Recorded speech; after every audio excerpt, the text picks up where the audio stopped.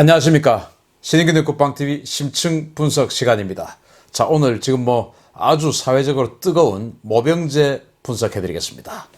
자, 모병제, 군대 망한 독일 등의 사례 분석을 통해서 확실하게 알려드리겠습니다.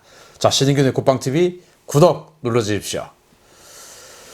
자, 더불어민주당의 싱크탱크의 민주연구원에서 지금 모병제를 하겠다 라는 것을 이제 연구 검토하겠다라고 하면서 이번 총선을 대비해서 지금 이 분위기를 띄우고 있지 않습니까? 그렇게 되면 지금 그 군대 가야 될 그런 젊은이들이 굉장히 이제 기대감에 부풀어서 뭔가 그 좀 긍정적인 효과로 발휘하겠다 이런 생각에서 지금 모병제의 아젠다를 던졌어요.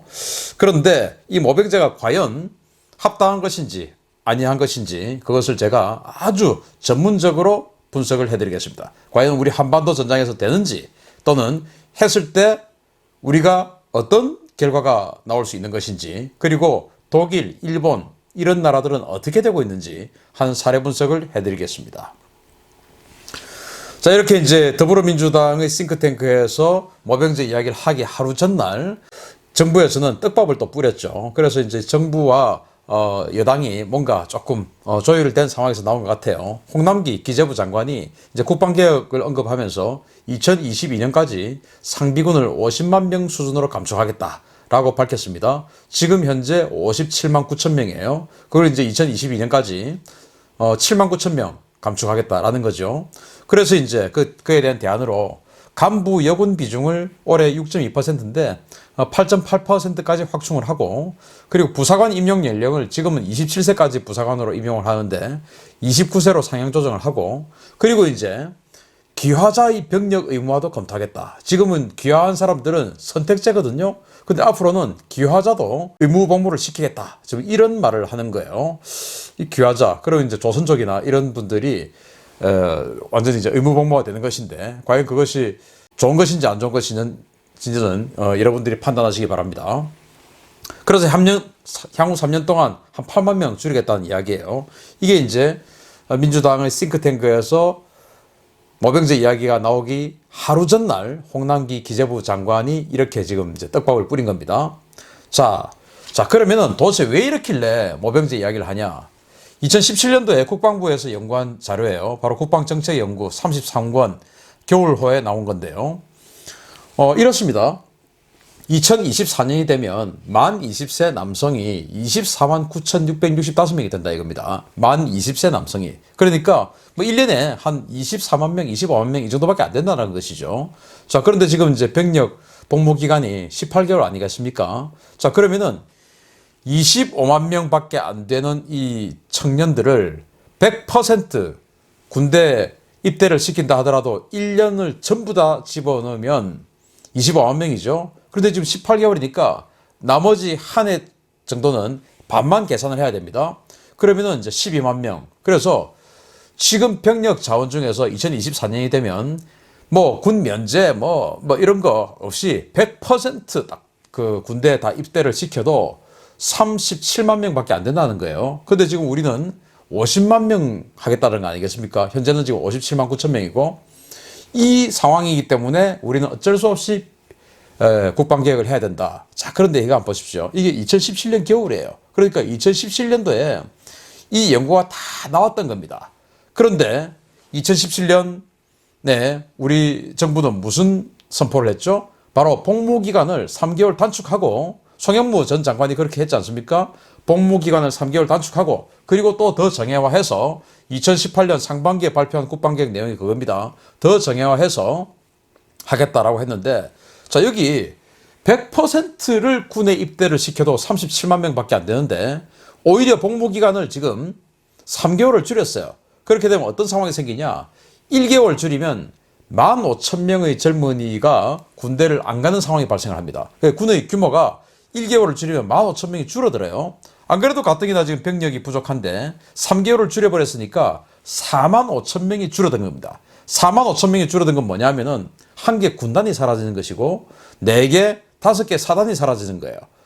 그런데도 불구하고 병력 자원이 줄어들었다. 그러면서 복무기간까지 줄여버리는 아주 이중적인 행태를 보여왔는데 그건 이제 전형적인 포퓰리즘이다. 이렇게 말할 수 있죠. 아니 상식적으로 병력 자원이 줄어드니까 우리 안보 여건은 개선되지 않았다. 통일도 안 됐다. 정전도 되지 않았다. 평화협정 체결 안 됐다. 지금 뭐 평화협정 체결될 기미도 없다. 왜? 북한이 지금 저러고 있으니까. 그러면은 오히려 21개월을 24개월로 늘려야 되는 거 아니겠습니까? 저는 그렇게 주장합니다. 그런데 21개월을 오히려 18개월로 줄여서 이 병력 자원이 줄어드는 걸 가속화시켜 버렸어요. 예를 들어서 이제 저 같은 80년대 군대를 간 사람들, 저 같은 경우에 87학번인데 우리들이 군대를 가던 시절에는 46%만 현역을 갔습니다. 46%. 그런데 지금은 90% 정도가 현역을 가요. 그러니까 그때는 보충력이라고 그래서 이제 방위병 제도가 있었지 않습니까? 방위병 뭐 이렇게 해서 한 50% 이상이 방위병이나 면제를 받았어요. 지금은 그래서 46%만 현역 복무를 했는데 지금은 90%가 현역 복무를 하는 시대가 왔는데 앞으로는 100%를 시켜도 군대를 맞출 수가 없음에도 불구하고 이 정부는 지금 3개월 줄였어요. 그리고 이제는 모병제 이야기를 하는데 좋습니다. 그러면 모병제가 되면 어떤 상황이 발생할 것인지 지금부터 제가 말씀드리도록 하겠습니다. 자, 모병제는 이제 이렇게 긍정적인 효과, 부정적인 효과, 징병도 긍정적, 부정적 효과가 다 있죠. 모병제 긍정적인 효과는 그겁니다. 징병에 따른 개인의 결정권 박탈 시비 해소되죠. 뭐 여와의 정의다, 뭐 이런 여러 가지 종교적 문제, 신념적 문제 이런 거 있지 않습니까? 또 병력 비리가 감소하겠죠. 뭐 싫으면 안 가면 되니까. 가고 싶은 사람만 가니까 병력 비리 없어지겠죠. 그리고 복무기간 증가에 따른 병 전문성 향상 가능성이 되겠죠. 지금은 약 18개월 하지만 모병제가 되면은 이제 딱 들어가는 순간 한 4년 뭐 이렇게 복무를 하는 걸로 하겠죠. 부정적 효과는 직간접 인건비가 대폭 증가를 합니다. 이건 뭐 당연한 일이고, 그래서 인건비 때문에 되겠냐 이제 이런 이야기가 나오죠. 그리고 경상 운영비가 증가합니다. 왜? 직업 군인이기 때문에 전부 다 여러 가지 지금 직접 경비, 인건비 외에도 간접 경비들이 훨씬 더 많이 돼야 됩니다. 보급도 사실은 현재 병사들한테 주는 수준하고 그렇게 맞춰서 줘서는 안 되죠. 보급 뭐 등등 포함해서 경상 경비가 대폭 증가를 하게 돼요.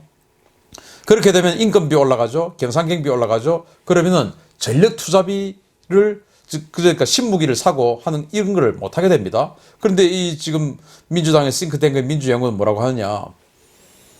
더 국방 예산을 가지고 전력 투자를 더 많이 해서 병력이 줄어드는 모병을 해서 병력이 줄어드는 것을 첨단 전력으로 메우면 된다라고 이상적인 말을 하는데 그 첨단 전력을 할 수 있는 예산이 되냐 안 되냐 이걸 이제 따져야 되는 겁니다. 제가 그걸 이제 꼼꼼히 따져드리겠습니다. 징병제 긍정적인 효과는 뭐 직간접 운영비가 적어지니까 감소 효과가 있죠. 그리고 이제 부정적 효과가 사실은 또 있으니까 지금 이런 이야기가 나오는 겁니다. 징병에 따른 개인의 결정권 박탈, 그리고 이제 짧은 복무기간에 따른 병의 전문성 약화, 그리고 인권 침해 발생 가능성이 존재하죠. 그런데 긍정적인 효과는 경상 운영비 부담이 적어지니까 전력 투자비가 여유가 생기는 겁니다. 그래서 군대를 더 강하게 만들 수가 있어요. 첨단 무기를 살 수 있는 공간이 있는 겁니다. 아주 완전 반대로 지금 민주연구는 해석을 하고 있는 겁니다. 자, 그리고 여러분 같으면 40대, 50대를 대상으로 저는 항상 주장하는데 50대를 대상으로 만약에 월급 300만 원 준다고 하고 모병을 하면은 아마 100만 명도 모을 수 있을 겁니다. 그렇지 않습니까? 그런데 20대를 대상으로 4년 또는 5년을 또는 7년을 복무하는 조건으로 월 200만 원, 300만 원 준다고 하면 오겠습니까? 안 옵니다. 왜? 대학교 마치고 한 5년 정도 복무하면은 군대 갔다 오면 20대 후반 또는 30대 초반이 돼버리는데 그러면 이제 경력 단절되고 공부 안 하고 취업 준비해야 되는데 다른 사람들은 군에 안 간 사람들은 쭉 공부해가지고 이미 정규직에 취업이 다 돼 있는 상황인데 자기는 군대 4년 5년 갔다 오는 바람에 공부가 안 돼 있고 경력은 단절되고 머리도 굳어버리고 누가 가겠습니까? 안 가죠. 그리고 지금은 그 부사관들, 장교들 중에서도 2년, 그러니까 의무 복무를 하는 2년치가 있습니다. 부사관들도 지금 부사관이 그렇게 10몇만 명이나 모이고 장교도 10몇만 명이나 있고 ROTC가 4,500명, 매년 4,500명 이렇게 가는 게 의무 복무니까 그거 할 바야 뭐 병사 할 바야 ROTC 가자 해서 가는 사람들 많이 있지 않겠습니까? 그런데 그런 사람 나오겠어요? 안 나오죠. 이제 장교를 모으려면은 부사관을 모으려면 엄청나게 많은 비용을 들여야 돼요. 지금 장교와 부사관들은 2년치는 거의 뭐 최저임금 수준으로 줍니다. 의무 복무니까. 그런데 앞으로는 그것도 대폭 올려줘야 장교 부사관을 모을 수가 있겠죠. 그런 여러 가지 효과 생각 안 하고 막무가내 하면 안 됩니다. 자, 그러면은 모병제는 정말 세계적인 추세냐? 아닙니다. 자, 모병제를 도입하는 국가, 그러니까 징병을 하다가 모병을 도입하는 국가가 독일과 대만인데요. 독일은 2011년도에 모병제를 도입했습니다. 이게 통일 후 21년 된 거죠. 1990년도 통일을 했으니까 통일하고 나서 21년 동안 징병을 했습니다.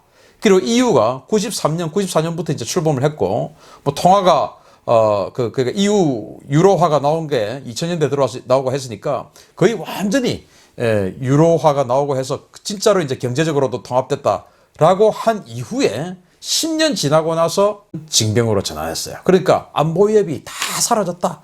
러시아는 완전히 지금 쫄딱 망해서 과거의 영광을 지금 할 수가 없다. 그리고 내 주변에 왼쪽은 그러니까 서쪽은 프랑스고 동쪽은 폴란드다. 폴란드는 우리 EU다. EU고 같은 동맹이다. 그러니까 내 주변 사방 몇백 킬로 내에 적이라고는 하나도 없는 난 중간에 딱 있다. 이러니까 나는 안전하다 해서 독일은 모병으로 전환한 거예요. 그것도 20년이나 있다가 대만은 이제 2018년에 모병으로 전환했습니다. 본토로 들어가서 중국을 통일을 하는 것을 포기한 이후에 징병을 포기하고 모병으로 전환했어요. 자, 이것도 문제 있습니다. 자, 그런데 모병을 하다가 징병으로 전환한 국가가 또 있습니다. 우크라이나 2014년도에 이제 크림반도 뺏기고 나서 이 큰일 났다 해가지고 징병으로 전환했습니다. 리투아니아 발트 3국이죠. 여기도 이제 모병하다가 징병으로 전환했어요. 그리고 리투아니아 옆에 있는 에스토니아 거기도 지금 징병으로 전환하려고 하는 논의를 아주 강하게 하고 있습니다. 그리고 노르웨이 여기는 2016년도에 여성들이 헌법 소원을 했어요. 아니 우리 남녀 평등인데 왜 남자만 징병하냐? 여자도 징병해라 해가지고 노르웨이는 2016년부터 남녀 공이 징병을 합니다. 여성도 징병을 해요. 스웨덴도 2017년부터 재도입을 해서 징병을 시작했습니다. 그리고 터키는 모병제를 쭉 논의해 오다가 2019년도에 공식적으로 모병제를 취소했습니다. 이제 모병제 하자 뭐 거기도 포퓰리즘이 있으니까 뭐 이런 이야기 있었겠죠. 그런데 19년 올해부로 모병을 안 하기로 했습니다. 불가리아 작년부터 모병제 재도입 추진하고 있습니다. 독일 지금 이제 11년도에 징병을 포기하고 모병으로 갔는데 2018년부터 안 되겠다. 다시 징병하자라는 논의가 여당으로부터 지금 급물살을 타고 있습니다. 야당이 아니고 여당에서부터 나오고 있습니다. 오스트리아 그리고 덴마크 여기도 우리도 노르웨이처럼 남녀 공이 징병하자. 이런 논의를 지금 본격적으로 하고 있습니다. 이게 지금 현실이에요. 유럽의 현실이에요. 자, 그러면은 이제 독일 이야기 한번 하겠는데요. 자, 뉴스위크가 2018년 8월 6일 날 이렇게 보도를 했습니다. 독일 집권 기독교 민주연합이 심각한 병력 부족 문제를 해결하기 위해서 징병제 부활을 검토 중이다. 한때 58만 5천 명에 달했던 독일군의 정원은 지난해 17만 9천 명 수준으로 감소했으며 이 가운데 2만 1,000명이 공석이다. 2만 1,000명을 못 모았다 이겁니다. 그리고 2018년 12월 17일 날 도이체 펠레라는 언론에서 모병제 도입 이후에 심각한 병력 부족에 시달리고 있는 독일군이 EU 시민권자들을 모병하는 방안을 적극 추진 중이며 이를 위해 해당 국가 정부들과 협상 중이다. 독일 육군 감찰관은 독일에 거주 중인 18에서 40세의 폴란드, 루마니아, 이탈리아 출신 청년들을 모병 대상으로 보고 이들을 모병하기 위해 관련국 정부와 협상 중이며 이들을 채용하면 한 5만 명 정도의 병력이 증가될 것으로 기대한다. 그리고 모병제 도입 이후의 병력 부족 문제는 영국에서도 발생해서 영국은 영국 국정 외에도 영연방 출신 자원의 영국군 입대를 허용하기로 했으며 대만 역시 모병제 폐지 이후 병력 부족 문제에 대한 우려가 제기되고 있다. 라고 도이체 펠레가 2018년 말에 이렇게 보도했습니다. 영국도 지금 안 모인다 이겁니다. 대만도 해놓고 보니까 이거 큰일 났구나 이렇게 되는 거예요 지금. 독일은 이거 안 되겠다 해서 루마니아 젊은이 이런 거 해서 이제 독일 시민권 주고 뭐 이런 거 지금 논의하고 있고 영국도 영연방 젊은이들 대상으로 모병하자. 그래서 우리도 지금 귀하자 조선족 이런 분들 지금 모병하자 이런 거 나오는 거 아니겠습니까? 똑같은 이야기입니다. 그 되겠습니까? 또 그래서야 되겠습니까? 자, 이제 도표로 만들어 봤습니다. 독일이 말이죠. 2011년도에 모병제로 전환하기 직전에 국방 예산이 315억 유로였습니다. 그 중에서 인건비가 165억 유로였습니다. 그리고 그때 병력이 28만 명이었어요. 통일 전에는 이제 58만 명 수준이었는데 2011년도에는 28만 명이었어요. 165억 유로 인건비. 자, 그런데 2015년도에 164억 유로 인건비입니다. 인건비가 뭐 비슷해요. 11년 이때 이제 모병으로 전환했는데 15년 됐는데 모병이 이제 정착됐죠. 인건비가 똑같아요. 그런데 병력은 10만 명이 줄었어요. 그런데 10만 명 줄은 것도 아니고 12만 명이 줄었어요. 12만 명. 왜냐? 독일 법상, 병력법상 지금 법적 그 정원은 18만 2,832명인데요. 2만 1,000명을 지금 못 모으고 있습니다. 충원율이 88%예요. 그러니까 12만 명이 적은데도 불구하고 28만 명 대비 12만 명이 적은데도 불구하고 인건비는 똑같습니다. 그럼 어떻게 해야 됩니까? 전력비 뭐 이런 거 무기를 많이 사서 첨단 전력화 해야 되죠. 그런데 독일군이 어떻게 하고 있냐? 이 직접 인건비뿐만 아니고 간접 인건비, 경상경비, 이 병력에 들어가는 모병을 하니까 병력에 들어가는 비용이 너무 많아진 겁니다. 그래서 전력 투자비가 완전히 급다운하고 있어요. 그래서 국방 예산의 거의 절반 정도가 병력 유지비에 들어가고 있습니다. 그래서 전력 유지비 이런 것들이 완전히 이제 부품 공급, 신무기 도입 이런 게 이제 안 되는 거예요. 그래서 독일 공군이 가지고 있는 유로파이터 전투기 114대가 있는데 가동이 38대, 가동률은 33%밖에 안 됩니다. 토네이도 전투기 90세대가 있는데 수량이 이제 29대밖에 가동을 못하고 가동률은 31%, 트랑잘 수송기 50대가 있는데 42%, NH90 기동 헬기 5대밖에 운영 못합니다. 12.5% 가동률. 타이거 공격 헬기 40세대가 있는데 7대밖에 가동 못합니다. 16% 가동률. 시링스 해상작전 헬기 22대 있는데 4대밖에 가동 못해요. 18%. 부품 공급이 안 되는 겁니다. 돈이 없으니까. 이런 식으로 지금 독일군이 완전히 망가져 버렸어요. 모병제를 해서 인건비와 그 인건 유지비, 복지비 이런 데 너무 많이 들어가다 보니까 이런 식으로 독일군이 완전히 망가져 버렸습니다. 자, 일본 사례 한번 보겠습니다. 자, 일본은 인구가 1억 3,500만이죠. 그런데 한번 보겠습니다. 청년 입대자들의 부족으로 일본 자위대는 모병 대상의 77%만 충원되고 있는 실정이며 청년층에게 외면받는 자위대의 고령화는 점차 심화되어 2019년 현재 현역 자위대원의 37%가 40세 이상으로 집계되고 있다고 2018년 뉴스위크가 보도했습니다. 77%밖에 충원이 안 되고 있는 거예요. 그리고 37%가 40세 이상이랍니다. 자, 그러면 도대체 전투원은 누가 합니까? 40세 이상이 각계의 전투를 제대로 할 수 있겠습니까? 못하죠. 할 수 없죠. 아무리 지금 뭐 40세 이상이라 고령화 돼가지고 40세 이상이 뭐 젊다, 쌩쌩하다 하지만 그 말이 안 되는 거예요. 그리고 이제 아주 저질화가 되고 있습니다. 일본이. 자위대원의 질적 하락 문제가 대단히 심각한 상황이라서 현황 조사 결과 자위대 전체 간부 가운데 대졸 이상 학력을 가진 인원이 45%에 불과합니다. 간부인데 45%가 대졸이에요. 전부대 포함해서. 자위대 간부의 51%는 고졸이랍니다. 고졸. 중졸 학력자도 3%랍니다. 일선 연대장급 간부 중에 중졸 학력자도 있답니다. 연대장급인데 중졸 학력자가 있답니다. 자, 이게 이제 게이오 대학에서 연구한 자료고요. 그래서 현재 일본의 자위대 정원은 25만 명인데 현재 충원율은 89%입니다. 22만 4,272명.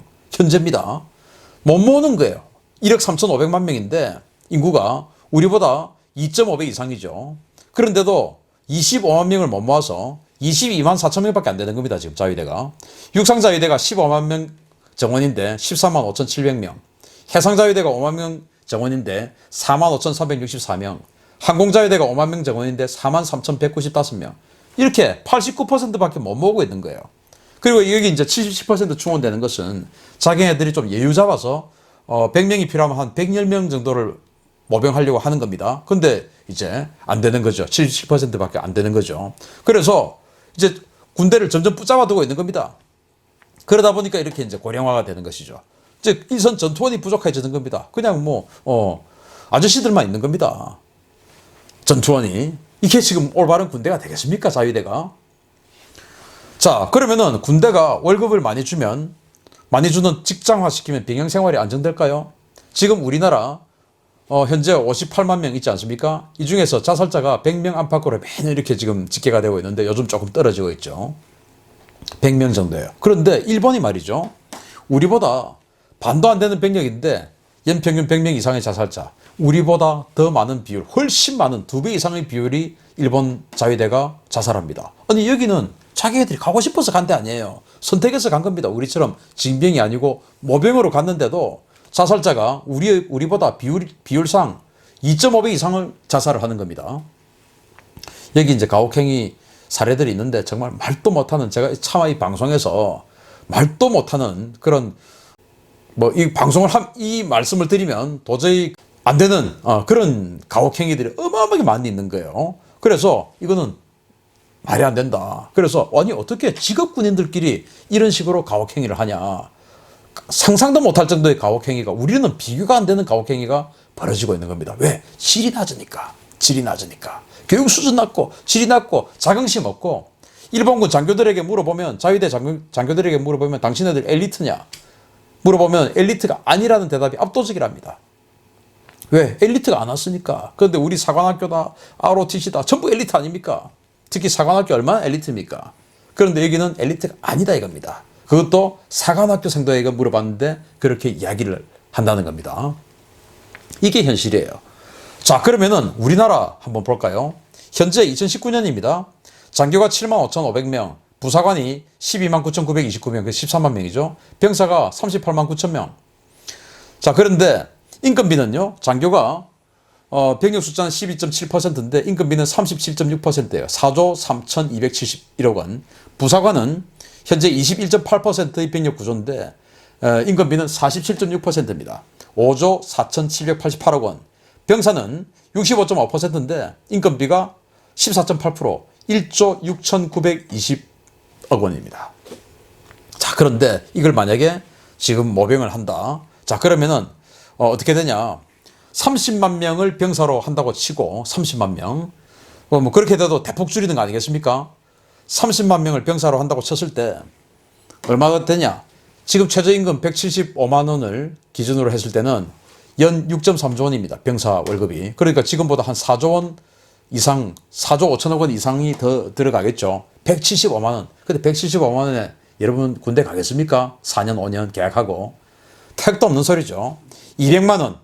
월급 200만 원 줬을 때 7.2조 원 연에. 그럼 지금보다 또 5조 원 이상 더 많이 들어가는 거 아니겠습니까?